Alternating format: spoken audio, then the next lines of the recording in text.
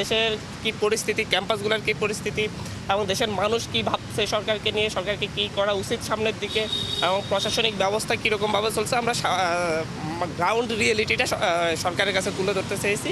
ভারত সরকারের সাথে ফ্যাসিস্ট সরকারের যেই ধরনের গোপন চুক্তিগুলো হয়েছে সেটি যেন প্রকাশ করা হয়।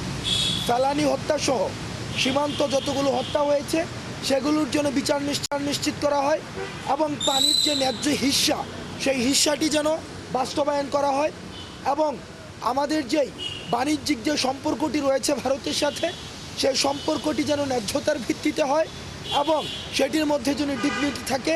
আওয়ামী লীগ সরকার এই সংখ্যালঘু ট্রাম্প কার্ডের মধ্য দিয়ে একটা ন্যারেটিভ বাস্তবায়ন করেছে যে আওয়ামী লীগ যতদিন রয়েছে ততদিন হিন্দু ধর্মের স্বার্থ রক্ষা হবে। আপনারা যদি মনে করে থাকেন যে আওয়ামী লীগই শুধুমাত্র সংখ্যালঘুদের অধিকার রক্ষা করবে, সেটি সম্পূর্ণ